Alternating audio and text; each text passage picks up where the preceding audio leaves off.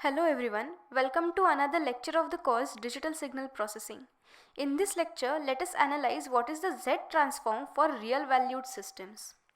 Now consider an LTI system with impulse response as h of n. And let h of z be its Z transform. Now suppose this h of n is real valued. Now if this h of n is real valued, then its complex conjugate will be equal to that original signal itself. Therefore we have h conjugate of n is equal to h of n.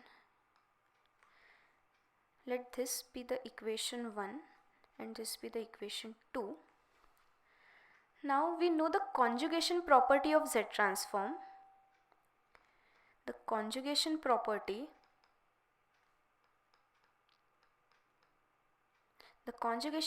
of Z transform says that if we take complex conjugate of the original signal, then its Z transform is given by the complex conjugate of the Z transform of original signal along with complex conjugate of Z itself.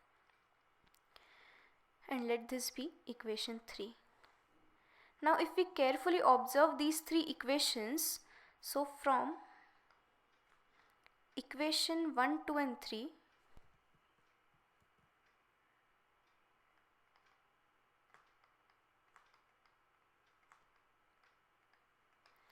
we have this h of z is equal to h conjugate of z conjugate.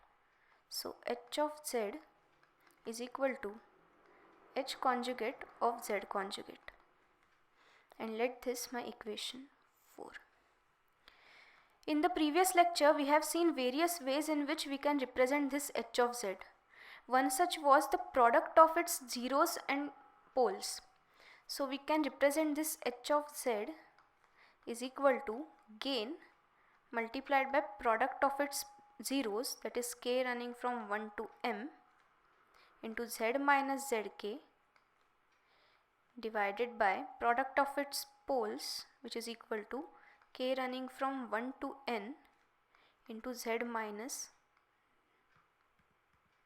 pk, where this zk are the zeros and pk are the poles. And let for this condition be this gain equal to 1. So we have h of z is equal to product of k running from 1 to m into z minus zk divided by the product of k running from 1 to n z minus pk. And let this be my equation 5.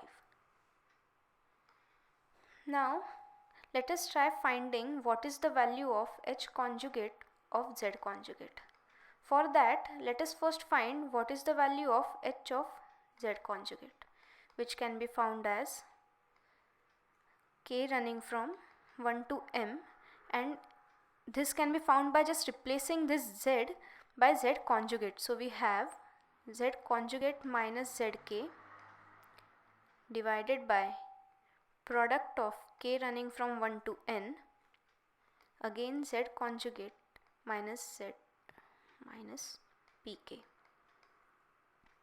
Now if we take conjugate on both the sides, so we have h conjugate of z conjugate is equal to product of k running from 1 to m. The complex conjugate of z conjugate will be again z minus zk conjugate divided by product of k running from 1 to n z minus pk conjugate.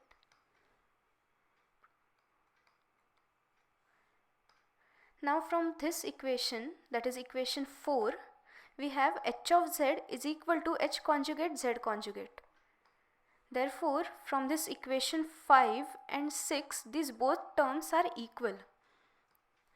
So this is equal to h of z.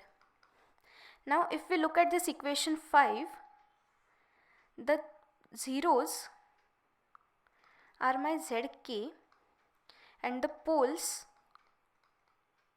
are the pk's. Similarly, in this equation 6, the zeros are nothing but zk conjugate and the poles are nothing but pk conjugate.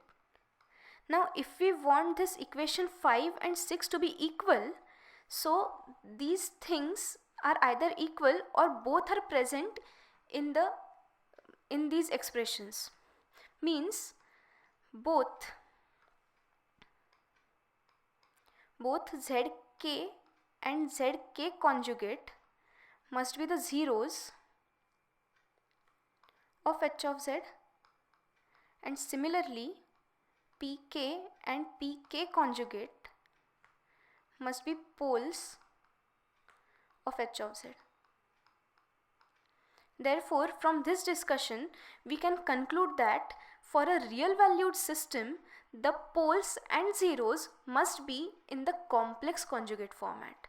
So this is the main takeaway of this lecture, that for real valued systems, the poles and zeros are always in the complex conjugate format.